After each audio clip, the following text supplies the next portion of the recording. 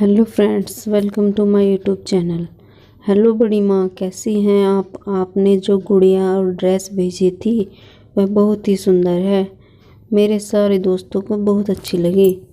आपकी बहुत याद आती है बड़ी माँ। आप कब आएंगी? अच्छा, अब मैं जाती हूँ, सब लोग बुला रहे हैं केक काटने के लिए। बाय बड़ी माँ। यह एक प्यारा सा मैसेज आया था रीमा जी के फ़ोन पर शिया का।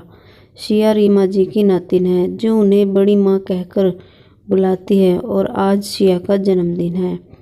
रीमा जी एक छोटे से गांव की सरकारी स्कूल में अध्यापिका थी जो कि अब रिटायर हो चुकी है और किसी कारण से उसी गांव में आकर रहती है। आइए जानते हैं उन्होंने इस छोटे से गांव में अकेले रहने का फैसला क्यों किया। आज से 30 साल पहले रीमा जी और नीलेश जी का विवाह हुआ था और उनका वैवाहिक जीवन बहुत अच्छा चल रहा था। नीलेश जी का कपड़ों का छोटा सा कारोबार था और रीमा जी एक स्कूल टीचर थी। उनके 3 बच्चे, नीरज, रोहित और सबसे छोटी सालू। सालू सबसे छोटी और सबकी लाडली थी। लेकिन अचानक एक दिन नीलेश जी की सड़क दुर्घटना में मृत्यु हो गई। अब घर और बच्चों की सारी जिम्मेदारी अकेले रीमा जी पर आ गई, जो कि रीमा जी ने बखूबी निभाया। दोनों बेटे पढ़ लिख कर अपने पैरों पर खड़े हो गए और अपनी पसंद की लड़कियों से शादी कर ली। रीमा को भी कोई आपत्ति नहीं हुई क्योंकि बच्चों की खुशी में ही अपनी खुशी है, ऐसा मानती थी वो। शालू, जिसकी शादी श्लेष से हुई थी, उसी घर में घर जमाई था, जिसकी आमदनी बहुत कम होने के कारण अलग घर बनाने के लिए सोच भी नहीं सकता था। आए दिन शालू और शैलेश को लेकर रीमा जी के घर में महाभारत होती रहती थी और एक दिन ऐसा कुछ हुआ जिससे सब कुछ बदल गया। शालू, शालू, तुमने किससे पूछकर अपनी बेटी को ये चॉकलेट दिया? और देखो उसने क्या किया, पूरा चॉकलेट राज के कपड़ों पर लगा दिया। ये चॉकलेट मैंने अपनी सहेली के बेटे के बर्थडे पार्टी के लिए मंगवाए थे, तुम्हारी बेटी के लिए नहीं। बड़ी बहू रोशनी गुस्से में चिल्लाई जा रही थी।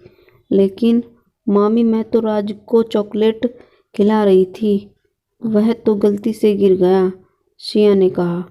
तू चुप कर, तुम माँ बेटी को जबान चलाने के सिवाय तो कुछ काम है ही नहीं, रोशनी ने गुस्से में कहा। भाभी, क्यों बिना वजह बच्ची को डांट रही हो? उसने बताया तो कि राज को खिला रही थी, गलती से गिर गया, और मुझे नहीं पता था कि आपने यह चॉकलेट कहीं ले जाने के लिए मंगवाए थे। यही डाइनिंग टेबल पर चॉकलेट का बॉक्स रखा था तो सिया ने देख लिया और उसके लिए जिद करने लगी तो मैंने उसे दे दिया।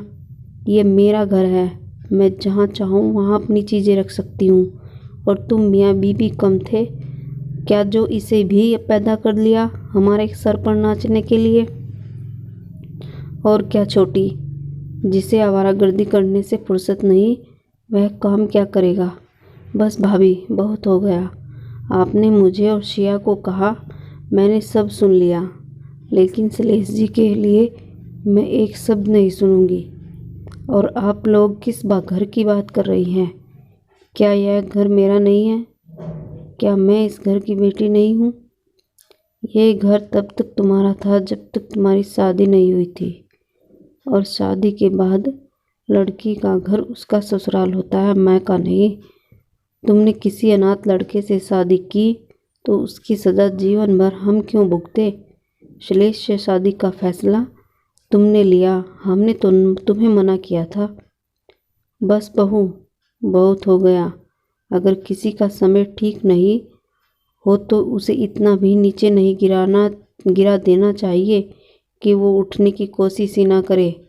कब से सुन रही हूँ तुम लोगों की ये महाभारत। और किसने कहा शैलेश जी कुछ काम नहीं करते? बस समय उनका साथ नहीं दे रहा है तो इसका मतलब यह नहीं कि तुम लोग उनके बारे में कुछ भी कहोगे। ये सब तुम्हारी वजह से तो हो रहा है माँ, नीरज ने कहा।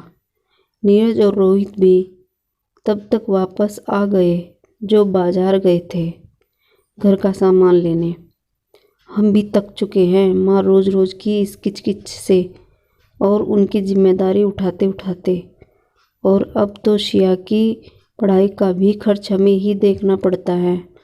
अब हमसे नहीं होगा माँ।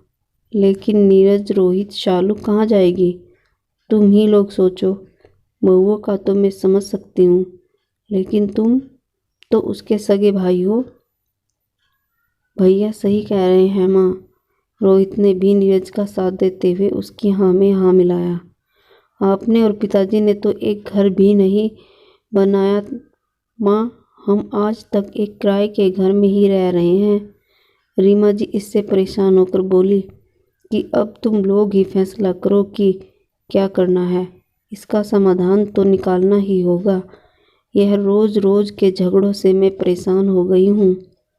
दोनों बेटों और बहुओं ने मिलकर यह फैसला लिया कि शालू को घर से जाना होगा।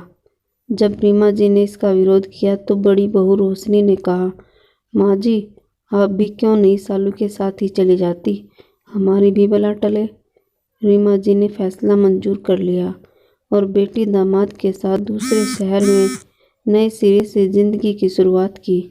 अपनी जमा पूंजी लगाकर दामाद को एक छोटी सी किराने की दुकान खुलवा दी और उनकी पेंशन से घर का खर्च और शालू बेटी सिया की पढ़ाई का खर्च चल रहा था। धीरे धीरे समय का पहिया घुमा और शैलेश एक किराना स्टोर चलाने वाले से होलसेल व्यापारी बन गए। लेकिन कहते हैं ना कि पैसे के साथ घमंड भी आता है, और वही हुआ। अब रीमा जी की उसी घर में नौकरों बराबर भी इज्जत नहीं रही। दामाद तो दामाद, जब बेटी भी भला बुरा बोलने लगी मैं पीछे नहीं रहे तो कैसा लगेगा। जिसके लिए अपना सब कुछ छोड़ा आज उसके लिए ही बोझ बन गई। जिसके पैसों से राजा बने आज उसे ही भिखारी समझने लगे। रीमा जी एक स्वाभिमानी स्त्री थी। उन्होंने बेटी का घर छोड़ना ही ठीक समझा। बेटों के पास भी वापस नहीं जा सकती थी, इसलिए फिर से उसी गांव में वापस जाने का फैसला किया जिस गांव में वह पहले पढ़ाती थी। उस गांव के लोग आज भी उनसे उतना ही प्यार करते थे जितना पहले। उसी गांव में एक छोटा सा मकान किराए पर लेकर उसमें रहने लगी और वहां के बच्चों को आज भी मुफ्त में पढ़ाया करती है।